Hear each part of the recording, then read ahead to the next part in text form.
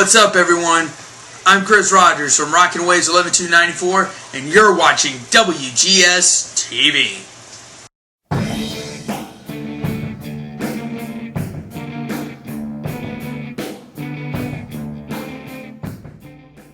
Welcome to another installment of WGS-TV right here on YouTube.com/RussGamer and ZFXTV. I'm Double B Billy Boudreaux, and this is going to be my Impact Wrestling review for the week of November 8th, 2012. Now, on last week's Impact Wrestling, we got the stunning realization of Luke Gallows being a part of the Aces and Eights. So were they going to go with Luke Gallows, or will they have a new name for him? Well, they had a new name for him, the Director of Chaos, or Doc. And it turns out it's going to be Doc and Devon to take on Kurt Angle and Sting later on in the night. This week's Impact Wrestling is the go-home show for Turning Point, because we have Turning Point coming up this Sunday, and of course I'll try to give you guys my thoughts on the lineup, and hopefully maybe this time I'll get a predictions video up in time. So cross your fingers, guys. Cross your fingers. But anyway, opening matchup, it was as Bobby Roode and AJ Styles. We had Cowboy James Storm on commentary. Basically a big push and big build for their triple threat match at Turning Point. And phenomenal match. James Storm, great on commentary. I thought the matchup was good. James Storm being there just made it that much better.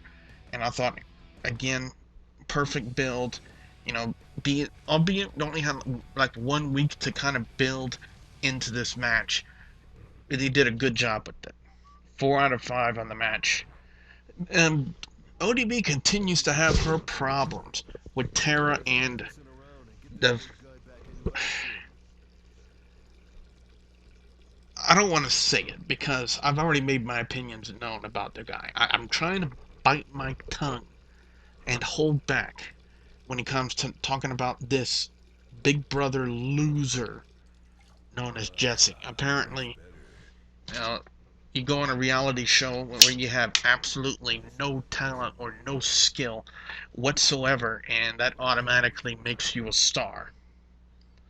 And it kind of sickens me. That's the way that society kind of views people. You know, like, oh, I saw you on that show. I mean, you're not really talented or anything like that, but I still saw you, so I guess you're famous.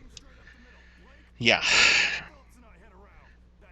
I really don't understand why people view this guy as being a famous guy. I mean, you know, if you're on a reality show and that takes very little or no skill whatsoever, then I instantly have no respect for you.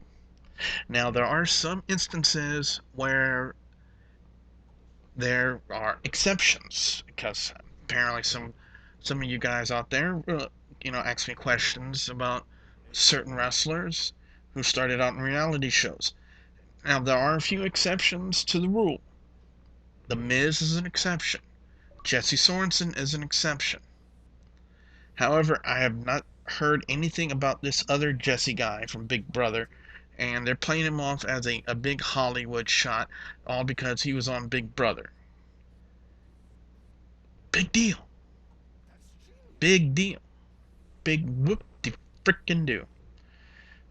So, with ODB's problems, and apparently my problems I've been having with this Big Brother loser, ODB challenged Tara and Jesse to a 2-on-1 handicap match, and she was pretty much whooped up on both. That's Louisiana talk, whooped up on Tara and Jesse, just the way I wanted it to. And then after the match was over, she was attacked from behind by Tara, and Tara gave her the widow's peak, and now we got it set up for Turning Point. It's going to be ODB and Eric Young, the supposed Knockouts Tag Team Champions. Talk about a title that's absolutely dead in TNA. Taking on the Knockouts Champion, Tara, and her Hollywood boyfriend, Jesse. I would give it a 4 out of 5, but since of my instant dislike of Jesse, 3 out of 5. Next up, we had Kurt Angle and Sting taking on the Director of Chaos, man simply known as Doc, aka Luke Gallows, and the Sergeant-at-Arms Devon of the Aces and Eights. Good match, but it kind of devolved into what I thought it was going to be. You know, the storyline with the Aces and Eights, it just rings and smells of the New World Order, of the NWO, and the gang-style tactics that they used back in WCW. And albeit, WCW made it work.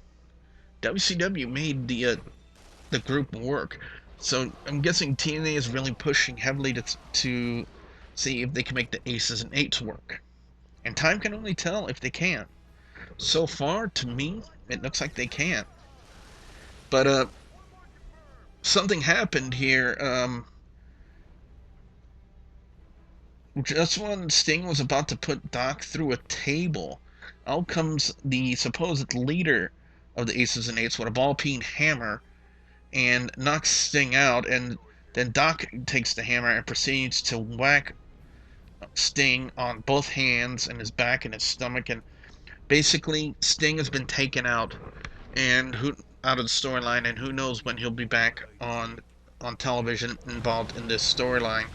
4 out of 5 on this one. I thought it was very entertaining, and again, very interesting to see. You know, TNA is trying to make Aces and Eights work, and I think they're really playing it right now to their advantage. Because everybody wants to know just who is the leader of the Aces and Eights. We still have yet to answer that question, and I think that's what's driving everybody bonkers. It's driving me bonkers as well. Just who is the main guy? Who is that head guy? You know, I've had people message me saying, you know, what if it's Eric Bischoff? No.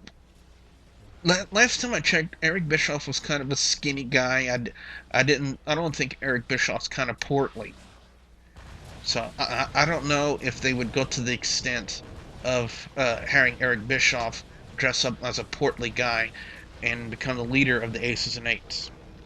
Now, I wouldn't put it past TNA to try to pull something like this, but I think it's also calling it highly unlikely. Gut check time as Christian York awaits his decision, and it was the best decision TNA has ever made. Christian York, with 16 years experience under his belt, finally now has the opportunity. He got 2 yeses in a row from the judges, and now Christian York has his chance in TNA. So I'm really expecting a lot of good things coming from Christian York, you know, based on the match he had last week with Zema Ion, which was very impressive indeed. You know, I expect a lot of good things coming from Christian York. Maybe a little bit more improvement on his mic skills, but, you know, we really only heard maybe 1 or 2 sentences of a promo when Christian York was in the ring.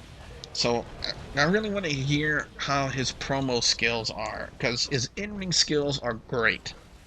He's got great in-ring ability, great skills. He's in phenomenal shape, and I just want to hear how he sounds on the microphone. You know, how he does handling himself in a promo. But other than that, I am just ecstatic that they finally got somebody on board that I actually liked, and that's Christian York. 5 out of 5 on that part. Next up, the featured bout for TNA Impact this week, it was Daniels, Kazarian, and Magnus taking on Chavo, Guerrero, Hernandez, and Samoa Joe. Pardon me. Great 6-man tag match. You know, way to combine, you know, 2 of your storylines, and that's Magnus and Samoa Joe, and Chavo Guerrero and Hernandez against Daniels and Kazarian into one match. That's a great way to lead in and build into both of their matches. I thought that was a really spectacular job for TNA to do that, and they played it off beautifully. I thought it was a great match, very entertaining. You know, especially for a go-home show, this was very entertaining for a featured bout. And again, very impressed. I'm really looking forward to what these guys do at TNA's Turning Point pay-per-view coming up this Sunday. 4 out of 5 on the match. And next up, Austin Aries had to the end of the night to turn over the original TNA World Heavyweight title belt per the order of Hulk Hogan. And if he refused to do so by the end of the show, then Austin Aries would forfeit his number one contender spot and be replaced by somebody else at Turning Point. So Austin Aries went out to the ring and said, Jeff Hardy, if you want this, you come and take it from me. And Jeff Hardy came down to the ring and, they started to brawl. Now, the twist of fate, I don't know if it was a botched twist of fate or if Austin Aries got out of it before it could be hit. But still, I don't know. It just kind of looked ugly to me, is what I'm saying. It kind of looked ugly. But then Jeff Hardy climbs up the ladder and hangs up both the heavyweight title and his heavyweight title. The one that he specifically designed.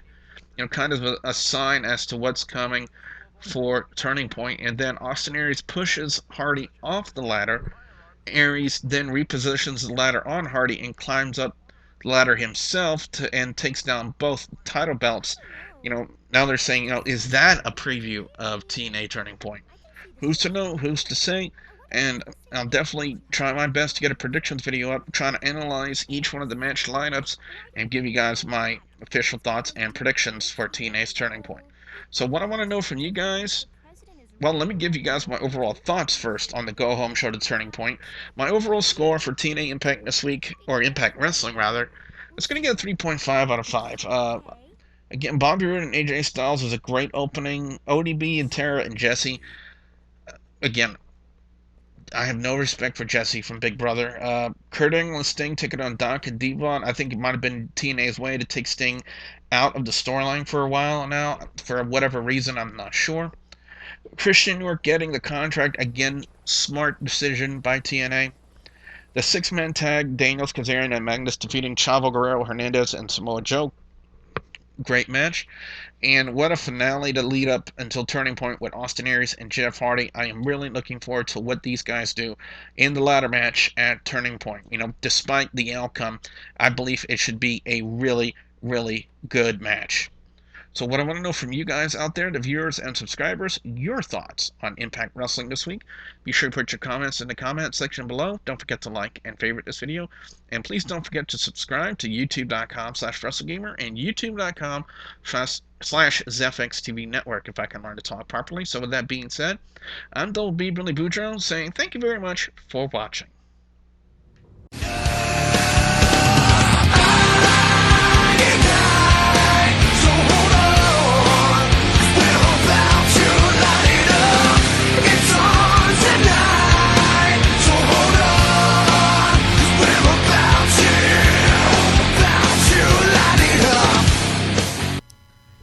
Hi, I'm Chris Master 1, and you've been watching WGS-TV on YouTube. Be sure and check out the Friday Night Renegade show every Friday from 10 to midnight Eastern, only on GCSUradio.com. And remember, keep it on rocking, folks. Oh, check out my YouTube channel as well, youtube.com/ChrisMaster1. We'll see you on the next episode of WGS-TV.